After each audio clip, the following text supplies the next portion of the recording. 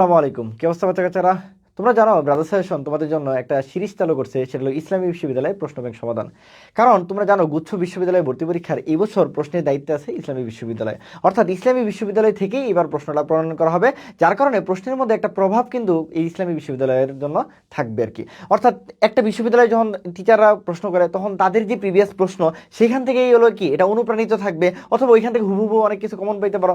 ঠিক আছে, এরকম হওয়ার সম্ভাবনা অনেক অনেক বেশি। তাই আমি সবসময় বলি একটা ভালো জায়গায় চান্স পাওয়ার জন্য বা ভালো ভার্সিটিতে যাওয়ার জন্য সবচেয়ে বেশি ইম্পর্টেন্ট হলো কি একটা প্রশ্ন ওই ওই ভার্সিটির প্রশ্ন প্যাটার্ন অ্যানালাইসিস করা, প্রশ্ন প্যাটার্ন ধরা বোঝা এবং ওই জায়গায় কী করা, ওই জায়গায় এফোর্টটা দেওয়া। যেহেতু গুচ্ছ বিশ্ববিদ্যালয় এই বছর কি ইসলামী বিশ্ববিদ্যালয়ে কাজ করবে, তাহলে তোমার কাজ হবে সবার আগে সবচেয়ে বেশি এফোর্ট দেওয়া যে সমন্বিত কৃষি প্লাস ইসলামী বিশ্ববিদ্যালয় থেকে কী কী প্রশ্ন এখান থেকে হয়েছে।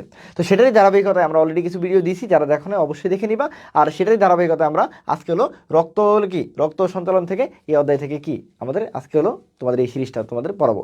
এবং দেখো রাত বাজতেছে প্রায় 3টার কাছাকাছি, তোমার তানভীর ভাই তোমাদের জন্য ভিডিও বানাইতেছে। আমি সবসময় বলি যে আমরা যে পরিমাণ পরিশ্রম করি বা আমরা যে পরিমাণ কমিটমেন্ট রাখি, তোমরা যদি এটার মোটামুটি কাছাকাছিও করতে পারো, ইনশাল্লাহ তুমি শুধু চান্স পাবা না, তুমি টপ করবা। দেখো তোমাদের দেয়ালে অলরেডি পিঠ থেকে গেছে রে ভাই, তোমার সামনে একটা মাত্র ভর্তি পরীক্ষা আছে।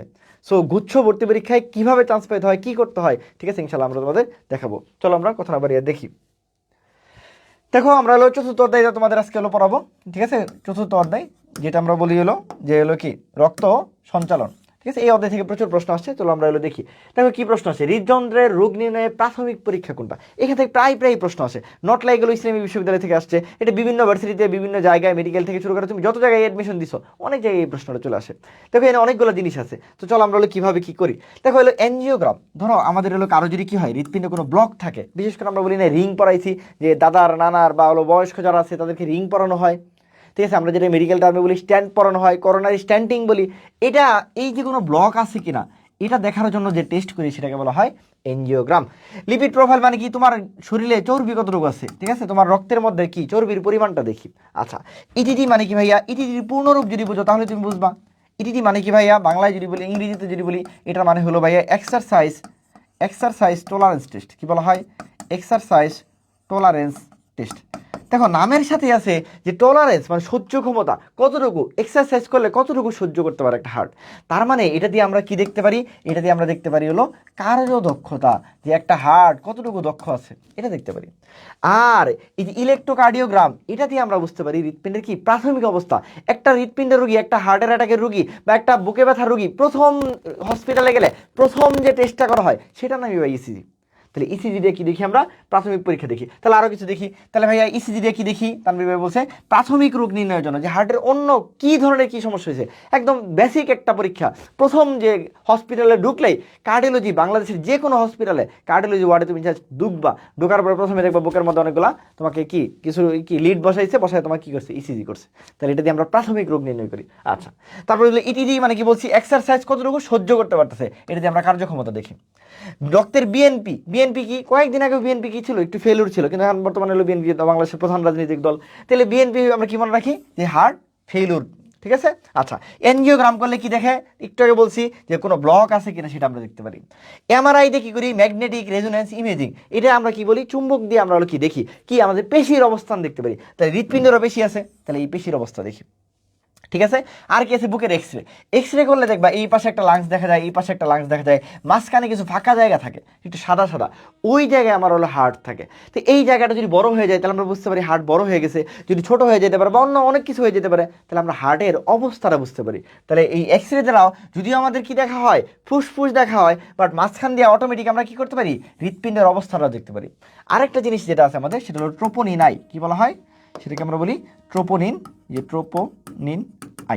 ট্রোপোনিন আই দিয়ে আমরা মনে রাখি হার্ট অ্যাটাক দেখি। আমরা কি দেখি বলো, আমার সাথে বলো, ট্রোপোনিন আই দিয়ে কি করি আমরা, হার্ট অ্যাটাক দেখি। তাহলে দেখো আমরা সবগুলো পড়ে ফেললাম। তাহলে এখানে কি প্রশ্ন আসছে, প্রাথমিক পরীক্ষা, তাহলে নাম কি ইসিজি।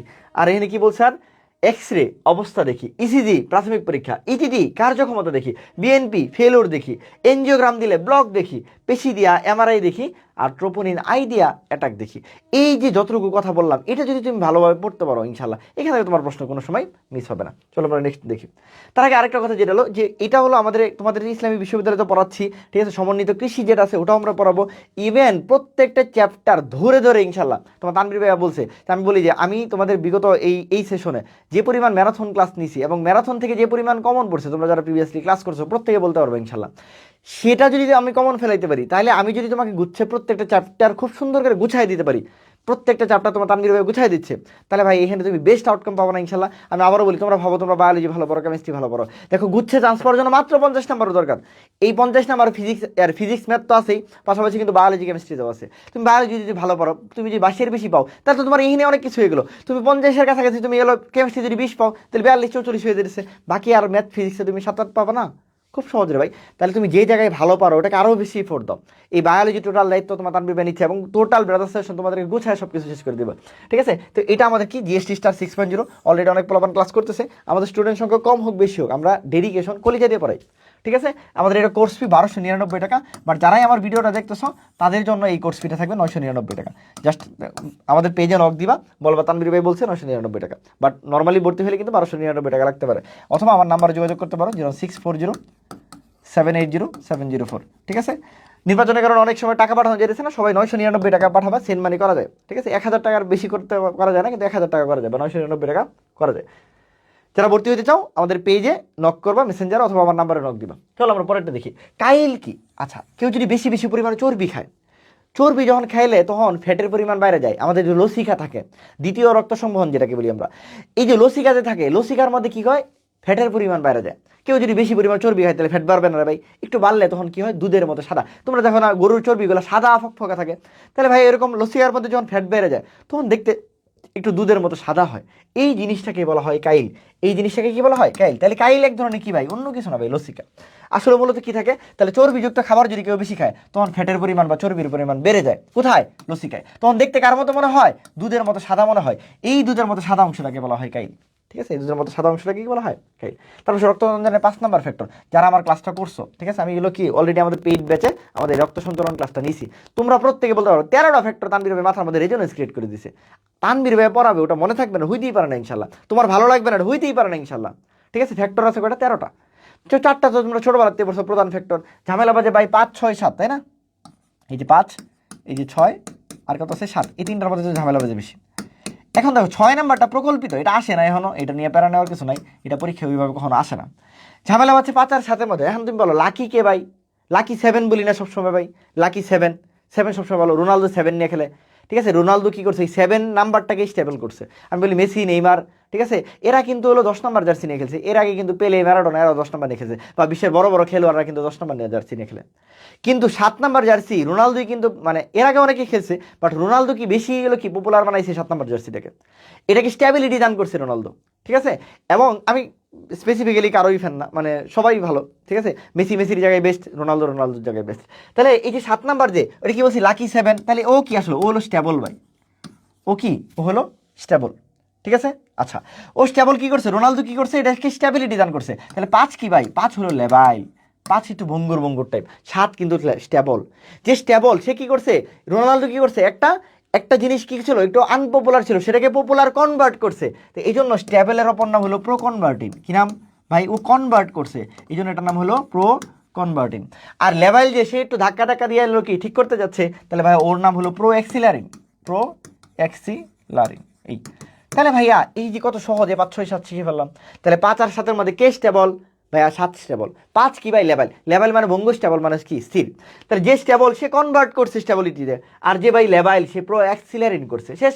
আর ভাইয়া 1 থেকে 4 পর্যন্ত তোমরা তো ছোটবেলাতেই পড়ছো, ফুল পরে টুপ করে, পড়ো নাই? ফুল পরে টুপ করে, তাহলে এই ফুল পরে তো টুপ করে বলে, অথবা থুপ করে বলে, আমি বলি থুপ করে বলি মজাকেরা, ঠিক আছে। ফুল দিয়ে ফাইব্রিনোজেন, পরে দিয়ে প্রথম বিন, থ দিয়ে থ্রম্বোপ্লাস্টিন, ক দিয়ে ক্যালসিয়াম, ঠিক আছে, এই 4টা।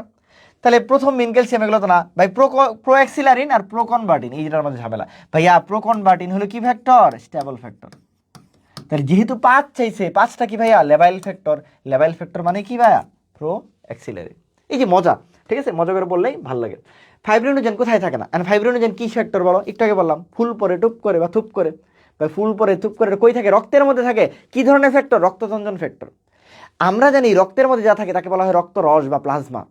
এই প্লাজমাটা যখন আমাদের কেটে যায়, কেটে গেলে তখন কি হয়? যখন বের হয়ে চলে আসে তখন ওই জিনিসটাকে বলি আমরা সিরাম। তো দেখো এখন যখন কেটে গেছে তখন রক্ততঞ্জনের ফ্যাক্টরগুলো ব্যবহার হয়ে যায়। ব্যবহার হয়ে গেলেই তো তখন বেড়ে আসছে। তাহলে ব্যবহার যখন শেষ হয়ে যায় তখন তো আর রক্ততঞ্জনের ফ্যাক্টর থাকে না। ওই যে শেষ হওয়া জিনিসটা, ওটার নামই তো সিরাম। দেখো আমরা পার্থক্য করে দেখাই তাহলে বুঝবো। তাহলে প্লাজমা মানে কি? রক্তের মধ্যে স্বাভাবিকভাবে যেটা থাকে সেটাই হলো কি প্লাজমা। প্লাজমা লোহিত, শ্বেত, অনুচক্রিয় সব থাকবে।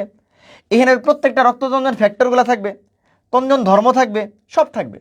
কিন্তু সিরাম যেটা, দেখো রক্ততঞ্জন মানে বা রক্ত জমাট বেঁধে গেছে, এরপরে তরল যেটা বের হয়ে আসছে, যে বাইরে যে অংশটা, এটাকে বলা হয় সিরাম।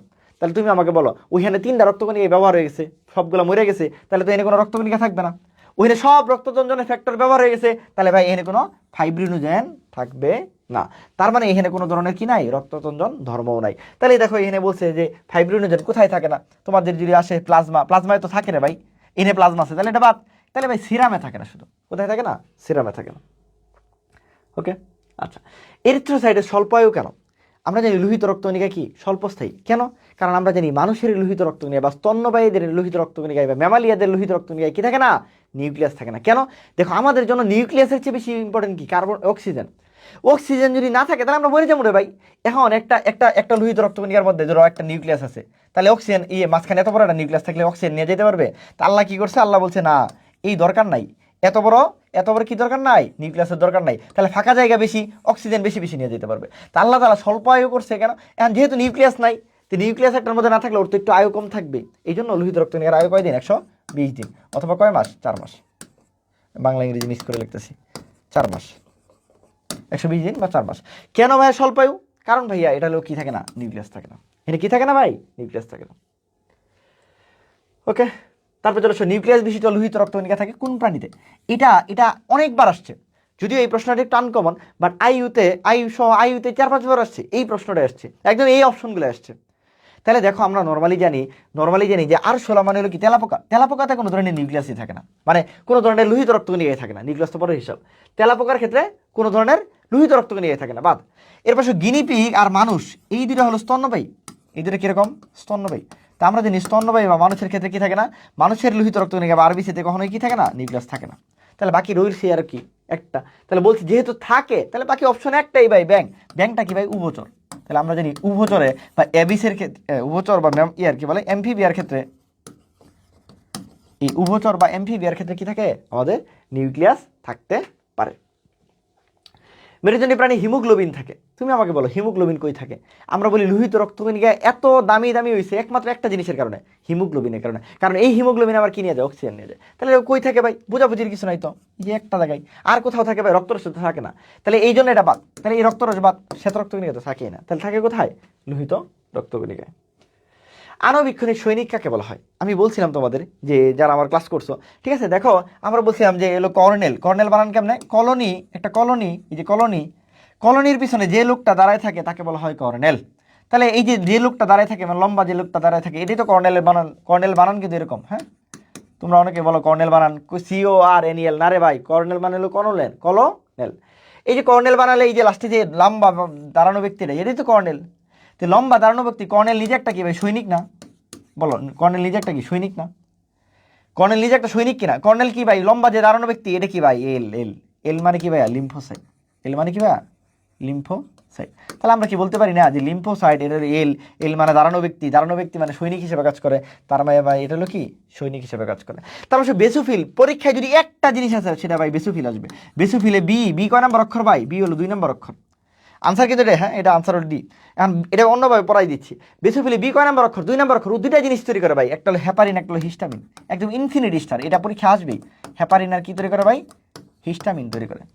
ইউসোনোফিল দিয়ে শুরু হয়েছে, এটা ভাই অ্যালার্জিক অ্যাক্টিভিটি ধ্বংস করে, অ্যালার্জিক এবং ক্রিমির লার্ভা, এই যে ক্রিমির লার্ভা। নিউট্রোফিলে কি করে? ফেগোসাইটোসিস করে, ফেগোসাইটোসিস। ঠিক শেষ, একবার বলে ফেললাম। কি করে? ফেগোসাইটোসিস করে, হ্যাঁ। আর কি ফেগোসাইটোসিস করে ভাই? মনোসাইট। মনোসাইটের একটা অপর নাম কি ভাই? ম্যাক্রোফেজ। তা আমরা বলি এমআরএন, পাশাপাশি অক্ষর, কাছাকাছি অক্ষর, এমআরএন, মনোসাইট আর নিউট্রোফিল, তারা একসাথে কি করে? ফেগোসাইটোসিস করে। এই শ্বেত রক্তকণিকার একবারে হলো কি কাজগুলো বলে ফেললাম। ওকে, তারপর নিচের কোনটা খনিজ লবণের রক্তের উপাদান না? নর্মালি দেখো সবগুলাই রক্তের উপাদান, ক্যালসিয়াম বলো, ফসফেট বলো, ক্লোরাইড বলো, বাইকার্বনেট, সবগুলাই রক্তের উপাদান। ঝামেলা পাচ্ছে এনে ফসফেটের হলো কি সংকেতটাতে। নর্মালি ফসফেটের সংকেত কি ভাই? PO4 3- রে ভাই। এটা দেখে অনেকে ভাববে যে প্রশ্ন ভুল আছে। না, প্রশ্নটা খুবই সহজ, কিন্তু একটু ট্রিকি ওয়েতে করছে, একটু ফালতু টাইপের প্রশ্ন করছে, কিন্তু কিছু করার নাই। তাহলে এটা আনসার কি ভাই? ফসফেট 2+ কি পৃথিবীতে আছে? নাই ভাই। তাহলে এটাই আনসার, যে রক্তের মধ্যে থাকে না। ঠিক আছে, ওকে। আচ্ছা, এট্রিয়াল চক্রের স্থিতিস্থাল কত? দেখো আমরা বলছি যে আমাদের এট্রিয়াল বলো আর ভেন্ট্রিকলি বলো, টোটাল আমাদের মানে এই যে হৃদস্পন্দন যে কালটা, এটা কতটুকু সময়ের মধ্যে যায়? তা আমরা জানি যে আমাদের যে গড়ে যদি হলো কত হয়, 70 হয়, বা গড়ে যদি হলো 75 হয়, গড়ে যদি আমাদের হার্টবিটটা 75 হয়, প্রতি মিনিটে যদি 75 হয়, ঠিক আছে, তাহলে আমাদের প্রতি মিনিট মানে 60, তাহলে এটা ঘরে কত 75। তাহলে আমরা এটাকে কিভাবে লিখতে পারি? আমরা এইভাবে লিখতে পারি যে আমাদের আমাদের যে তাহলে এই স্থিতিকালটা কীরকম হয়, তা আমাদের হলো কি বলছি, প্রতি মিনিটে মানে 60 বারে, মানে 60 সেকেন্ডে কতবার? 75 বার। তাহলে এটাকে ভাগ করলে কত? 0.08 সেকেন্ড। তোমাদের মাঝে মাঝে আসে যে যদি হলো এরকম হয় যে হার্টবিট বা হলো কি তোমাদের হলো কি বলে হৃদস্পন্দনের যে হলো ঘরে যদি 75-এর জায়গায় 80 বার হয়, তখন ভাই স্থিতিকাল কত? তখন কিন্তু স্থিতিকাল 0.75। এখন যেহেতু কিছু বইলা দেয় নাই, তাহলে তো এটা আর বলে নাই, তাহলে আমাদের ঘরে যেটা আছে সেটাই ধরবো আমরা। ঘরে কত ধরবো? 75 ধরবো। 75 যদি তাহলে কত ভাই? 0.8 সেকেন্ড। সেটা অ্যাট্রিয়ালি হোক আর ভেন্ট্রিকলি হোক। এখন অ্যাট্রিয়ালের ক্ষেত্রে যদি হলো ভাই সিস্টুল হইতো আর ডায়াস্টুল হইতো, তা আমরা তো জানি ভাই ডায়াস্টুলের ক্ষেত্রে 0.7, সিস্টুলের ক্ষেত্রে 0.8। এই দুটাকে যোগ করলে কত হয়? টোটাল 8।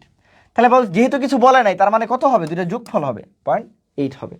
পয়েন্ট কত হবে? 8 হবে। দেখো তাহলে আমরা বলছি সিস্টুলে 0.8 আর ডায়াস্টুলে কত? 0.7। তো দুইটাকে যোগ করলে তো কত ভাই? 0.8 না ভাই? বলো, দুইটাকে যোগ করলে কত? সরি, দুইটাকে যোগ করলে কত হবে?